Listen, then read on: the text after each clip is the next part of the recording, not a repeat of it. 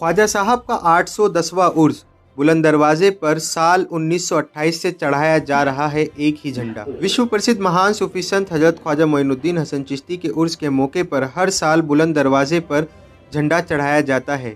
इस बार ये झंडा 29 जनवरी को चढ़ाया जाएगा। ख्वाजा साहब की दरगाह के बुलंद दरवाजे पर चढ़ाया जाने वाला झंडा 1928 से एक ही झंडा चढ़ रहा है। झंडे से जुड़ी कई दिलचस्प जानकारी सैयद रऊफ चिश्ती ने दी। परंपरा के अनुसार हर साल असर की नमाज के बाद झंडे का जुलूस दरगाह गेस्ट हाउस से शाम करीब 5 बजे शुरू होता है। इस बार भी ये परंपरा निभाई जाएगी। सैयद रऊफ चिश्ती बताते हैं कि मुतवल्ली सैयद अबरार हुसैन चिश्ती के जानशीन सैयद मारूफ अहमद चिश्ती की सदारत में ये झंडा चढ़ाया जाता है। भीलवाड़ा के गोरी परिवार के सदस्य मारूफ चिश्ती की अगुवाई में ही झंडा उठाकर बुलंद दरवाजे तक जाते हैं। आइए जानते हैं इस परंपरा की शुरुआत कैसे हुई। सैयद मारूफ चिश्ती बताते हैं कि करीब 100 साल पहले उर्स की शुरुआत से कुछ दिन पहले ही अजमेर में अकाल पड़ गया। लोगों में असमंजस फैल गया कि हालात ख़राब हैं, इस बार ख्वाजा साहब का उर्स होगा या नहीं। इन हालात को देखते हुए पहली बार उर्स का झंडा बुलंद दरवाजे पर चढ़ाया गया। इसे देखकर लोगों को जानकारी मिल गई कि उर्स मनाया जाएगा। उस समय प्रचार प्रसार के कोई साधन नहीं हुआ करते थे। 25 जमादियुल सानी को सैयद मुतवल्ली सैयद निसार अहमद साहब ने ये रस्म शुरू की थी, जिसमें झंडा बुलंद दरवाजे पर पेश किया जाता था, जिससे ये पता होता था कि इस साल उर्स की तकरीबात शुरू हो गई हैं, उर्स मनाया जाएगा। उसके बाद उनके साहबजादे सैयद असरार अहमद साहब ने इस रस्म को निभाया, फिर सैयद अनवार अहमद साहब ने, फिर सैयद अबरार अहमद साहब ने। उसके बाद फिर ये मेरे पास अब मेरी सदारत में पेश होता है। ये झंडा आपने देखा अभी इस जगह इसी जगह पर रहता है। यहीं पे गौरी परिवार आता है, वो झंडा यहीं से लेके जाते हैं, वहाँ तैयार करके फिर इसको कचहरी में रखा जाता है। वहाँ असर की नमाज के बाद जाते हैं, फातह होती है, झंडा तैयार किया जाता है।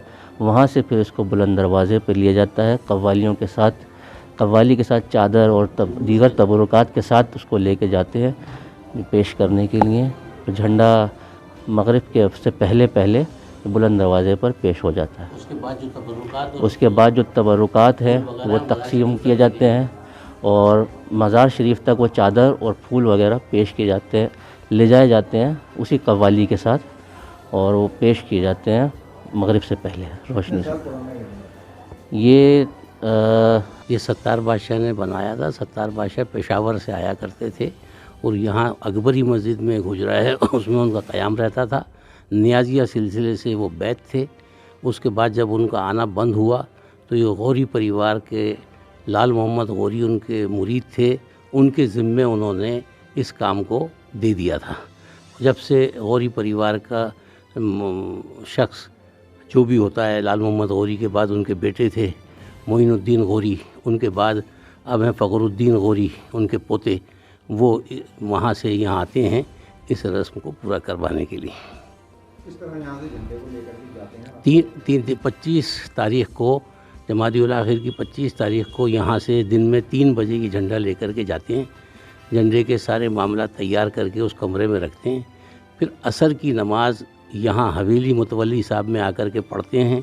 यहाँ से हम सब साथ जाते हैं। उसके बाद कमरे में बैठ कर के, कमरे का नंबर वगैरह हो, उसमें बैठ कर के फातह देते हैं सैयद मारूफ अहमद साहब, और उसके बाद वो झंडा तैयार होता है। वो झंडे को जुलूस की शक्ल में लेकर के कव्वाली के साथ, बाजे वाजे के साथ दरगाह शरीफ में जुलूस की शक्ल में लेके जाते हैं। बुलंद दरवाज़े पे झंडा पेश होता है, और जो झंडा ये है इसको बुलंद दरवाज़े तक ही लेके जाया जाता है। वहाँ जाने के बाद इसको उतार लिया जाता है। नया झंडा जो बनता है उसको उस पर नस्ब किया जाता है 9 दिन तक। 9 रजब को उसको उतार दिया जाता है। बुलंद दरवाज़े पे जाने के बाद ये जुलूस ख़त्म नहीं होता है। लोग ये समझते हैं कि ये यहाँ ख़त्म हो गया है।